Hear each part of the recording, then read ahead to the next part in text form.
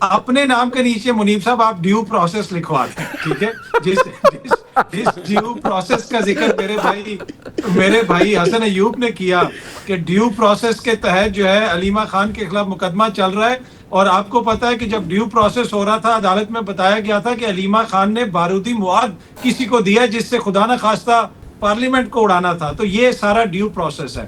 جہاں تک مزمل صاحب نے مجھے کہا کہ ان کے ڈیئر لیڈر اور ان کے محبوب لیڈر, تو مزمل صاحب کی باتوں سے لگا کہ ان کے وہ جو ریئل ڈیئر لیڈر ہے نا کم جونگ ان, لگا ایسے کہ یہ نارتھ کوریا کا کوئی تجزیہ کار ہے کہ جو برداشت ہی نہیں کر سکتا کہ بھائی کوئی کہیں پہ آپ سے مخالفت بھی ہو سکتی ہے. دیکھیں جو کچھ اس دور میں ہو رہا ہے کیا وہ ماضی میں کبھی ہوا؟ مزمل صاحب نے مثالیں تو دے دی. میاں صاحب کو عدالتوں میں پیش کیا جاتا تھا, عدالتوں کے باہر کھڑے ہو کے وہ گھنٹہ میڈیا سے بات کرتے تھے, مریم بی بی بات کرتی تھی, مزمل صاحب ٹی وی پروگراموں میں بیٹھ کے کرتے تھے بات, ان کی تصویر بھی نظر آتی تھی. اگر پیکا کوئی آیا تھا تو اطہر من اللہ صاحب نے اس کو 2 منٹ میں اڑا کے رکھ دیا تھا. کیا اب وہ سچویشن ہے اس وقت؟ تو دیکھیں نا, واقعی اتنا بوجھ ہے کہ کوئی کسی کا بوجھ نہیں اٹھا سکتا. ہاں اگر میرے خیال میں کسی کو کسی بوجھ کا بھار نہیں ہے تو وہ ایک چیز کلیئر ہے کہ مزمل صاحب کو اپنے ضمیر کا کوئی بوجھ نہیں ہے, نہ وہ اس کو اٹھانے کے لیے تیار ہے. تو فیصلہ ہم نے یہ کرنا ہے کہ وہ اس میں یہ 3 کردار بڑے امپورٹنٹ ہیں, ایک آئین, ایک قانون اور ایک آپ ڈیو پروسیس. جب تک یہ چیزیں نہیں حل ہوں گی یقین کیجئے معاملہ اسی طرح چلتا ہے. مطلب آپ پروگرام کے اندر تینوں جو چیزیں ہیں نا ان کو ہم سے ایٹریبیوٹ کر دیا, مطلب مجھے تو آپ نے خامخواہ بیچ میں رگڑ دیا ہے اور خود کو آپ نے سائل بنا دیا ہے, یعنی خود کو آپ نے مظلوم بنا دیا. لیکن چلے میں ہمارے آئینی دوست جو ہیں جناب حسن ایوب صاحب, میں ان کے پاس جاتا ہوں. حسن ایوب صاحب, جس آپ خوبی سے مسکرا رہے تھے بلکہ ٹھٹھے لے رہے تھے, جس سے مزمل صاحب کچھ باتیں فرما رہے تھے, وہ اگر اطہر بھائی جب یہ پروگرام دیکھیں گے تو اس سے ان کو بھی دکھ ہوگا کہ یار چلے مزمل بھائی کر رہے ہیں, قانون آن سلاٹ کر رہے ہیں, آئین نے بھی کرنا شروع کر دیا ہے. تو ذرا مجھے صرف یہ بات بتائیں کہ ڈیو پروسیس کی جس میں جو مجھے کہہ دیا جناب اطہر صاحب نے, وہ تو نہیں فالو ہو رہا نا, یا قانون اور آئین کے مطابق تو معاملات نہیں چل رہے. اتنا تو ایکسیپٹ کرنا چاہیے. ماضی میں لوگوں کے ساتھ غلطی ہوئی تو آج بھی میاں صاحب یا اور دیگر لوگ دے ور رانگڈ, آج بھی ہو رہا ہے, ایسا ہی ہو رہا ہے بائی اینڈ لارج. پہلی بات تو یہ ہے کہ 26 نومبر والا جو مقدمہ چل رہا ہے تھانہ صادق آباد والا, جس کی میں نے بات کی ہے اور اس پر بارود کی بات کر دی ہمارے پیارے بھائی اطہر کاظمی صاحب نے, کہاں پر بارود کا ذکر ہے جی اس کیس میں؟ اس مقدمے کی بات نہیں کر رہا میں, جو ان کے اوپر ایک اور مقدمہ ہے تو پھر جس کی میں نے بات کی ہے پھر آپ اس کی بات کریں نا. پھر جو جس کیس کی میں نے بات کی ہے, تجزیہ کیا تھا, پھر آپ اس کی بات کرتے. آپ بارود کو بیچ میں لے آئے ہیں. جس جگہ پہ یہاں پہ آپ ڈیو پروسیس اس مقدمے میں بارود کر رہے ہیں. نو سوری, چل اچھی بات ہے, چلے آپ کی بات سمجھ آ گئی. دیکھیں بات یہ ہے کہ جو میں نے جس مقدمے کی بات کی, اب صادق آباد راولپنڈی میں ہے اور انسداد دہشت گردی کی عدالت بھی راولپنڈی ہے.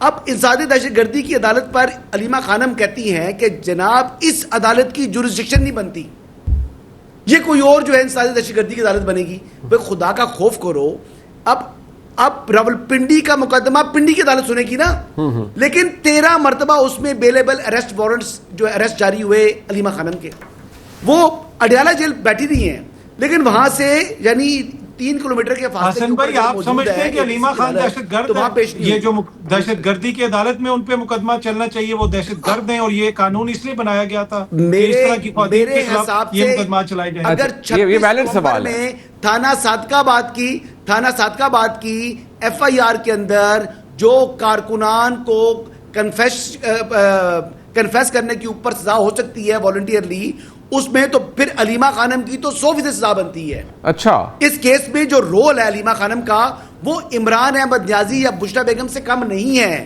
یہ میں بتا رہا ہوں کہ اگر اس کیس میں علیمہ خانم کو کم سزا ہوتی ہے تو پھر بشرا بیگم کو آپ زیادہ سزا نہیں دے سکتے, پھر ان کی سزا بھی کم ہے, پھر علی امین کی سزا بھی کم ہے, عمران خان کی سزا بھی کم ہے. میں صرف اتنا عرض کروں گا کہ ہمیں یہ بہرحال عدالت نہیں فیصلہ کرنا ہے, بہرحال عدالت نہیں فیصلہ کرنا ہے, ہم نے تو نہیں یہاں بیٹھ عدالت کرنا ہے. اور پھر جب آپ ایک طرف دہشت گردوں کے خلاف لڑ رہے ہیں جو حقیقی دہشت گرد ہیں, جب آپ اطہر بھائی ایک سیکنڈ, ہوستا رکھیں. اطہر بھائی ایک سیکنڈ, ہوستا رکھیں. اطہر भाई सुनने का, पहले आपने 26 नवंबर वाले मुकदमे के अंदर बारूद ले आए, फिर जब आपने कह दिया जी मैं किसी और मुकदमे की बात कर रहा था, मैंने तजिया तो 26 नवंबर नहीं, को किया था। बिल्कुल उसी मुकदमे की बात कर रहा हूं कि जो अच्छा एक मिनट भाईजान, मैं जरा गुजारिश करूंगा, ये जाली गोंडा मुकदमा बनाया के बावजूद मौत उन्होंने सुनना किसी नहीं को चाह दिया है। रहे, अच्छा चले सुनना नहीं चाह रहे। नहीं, एक मिनट, दहशतगर्दी का मुकदमा है या नहीं है? खत्म कर दी है सर, एक सेकंड, आप अपनी बारी में रुक है नहीं या पा रहे। नहीं है? अच्छा अतर भाई एक सेकंड, अतर भाई एक सेकंड, मैं जरा ये हमारे नहीं हसन भाई प्लीज, हसन भाई मुकम्मल कर ले, वो आईनी बात कर रहे हैं सर, जरा प्लीज। जी सर देखिए, आज सबर का पैमाना लबरेज हो गया क्योंकि मैंने सच बोलना शुरू कर दिया, और मैं वो बात कर रहा हूं कि जो अगर मैं गलत कह रहा हूं तो मुझे जरूर टोके।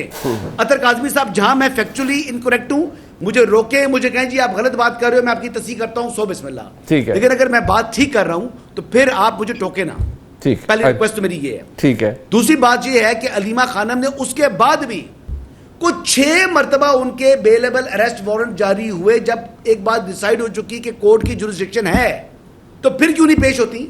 फिर उनके जो है एक दफा ये बेसिकली जुडिशियल प्रोसेस को अगर कोई अब्यूज कर रहा है तो वो पाकिस्तान तहरीक इंसाफ करती है, अच्छा, जो अलीमा खान कर रही है या इनके दीगर लोग कर रहे हैं।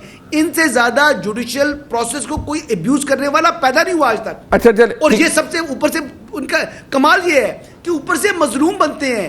इमरान खान साहब पहले शख्स हैं जिनको ब्लैंकेट ऑर्डर में मुस्तकबिल के हवाले से भी अदालतों ने जो है इनको दिए हैं, रिलीफ दिए थे। जितनी सहूलतकारी इमरान अहमद नियाज़ी को मिली है, बिल्कुल ठीक, इतनी सहूलतकारी आज तक किसी को मिली नहीं। ठीक, अच्छा फिर भी मजलूम बनते हैं जी, हमारे साथ लुट के पिट के भर गए। आखिरी बात करूंगा जी, 9 मई के अंदर जो मुकदमा था, जिस तरीके से गिरफ्तार किया था इमरान खान को हाई कोर्ट से, ठीक इसी तरीके से B4U जो कि इन्वेस्टमेंट कंपनी का मालिक था, उसको सुप्रीम कोर्ट से अरेस्ट किया था।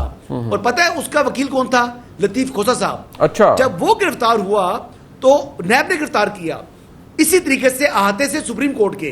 तो जब उसको पेश किया गया ना, तो बंदियाल साहब ने कहा था अब तो doctrine of past and close transaction है, तो आप इस तरह करें कि आप अब बेल पोस्ट अरेस्ट फाइल करें। और इमरान खान के बारे में क्या कहा कि तस्वर किया जाए कि वो गिरफ्तार हुए ही नहीं। ठीक है, ठीक, गुड टू सी यू। अच्छा चले, तो ये अदालती वो तुसी बंदोबस्त कर लिया ना, गुड टू सी यू था सर। अच्छा मुनीब भाई, मैं एक लाइन ऐड कर दूं। जी, मेरा क्वेश्चन अभी भी वहीं पे है, क्या ये निज़ाम ये समझता है कि अलीमा खान दहशतगर्द है और सियासी मुखालफीन दहशतगर्द होते हैं, या फिर ये जो दहशतगर्दी का कानून है ये उन दहशतगर्दों के खिलाफ बनाया गया जो हम पे हमले करते हैं, हमारे लोगों को शहीद करते हैं। और दूसरी बात ये है कि जो इमरान खान की गिरफ्तारी हुई थी वो हाई कोर्ट की एडमिनिस्ट्रेटिव ब्रांच को तोड़ के जिस तरीके से उनको उठाया गया था, किसी बंदे को आज तक पाकिस्तान की किसी लोअर अदालत से भी ऐसे नहीं उठाया गया। अच्छा, तो मेरे ख्याल में वो बड़ा फर्क है उस चीज के अंदर। और फिर तीसरी चीज और आखिरी चीज ये है कि अगर ये निजाम जो है मौजूद है रिकॉर्ड के ऊपर सर, लेकिन इस तरह वो कहते हैं, और वो जो रजिस्ट्री रूम था वहां से ऐसे शीशे तोड़ के इस तरह से नहीं उठाया। आज तक पाकिस्तान की किसी मजिस्ट्रेट के अंदर भी कोई कानून सर, हम इसको वाला इदारा शीशे तोड़ के घुसा हो ऐसे बता दें तो मैं मान जाऊंगा। मसला ये नहीं है कि इस केस के अंदर क्या है। जब आप ड्यू प्रोसेस की बात करते हैं, क्या ड्यू प्रोसेस ऐसे होता है कि जिस किस्म के बोंडे मुकदमात बनाए गए, इससे पिस्तौल निकल आई, उससे वो निकल आया, हमारे सामने नहीं। और 70 साल अच्छा ठीक है, कहानी चल रही है।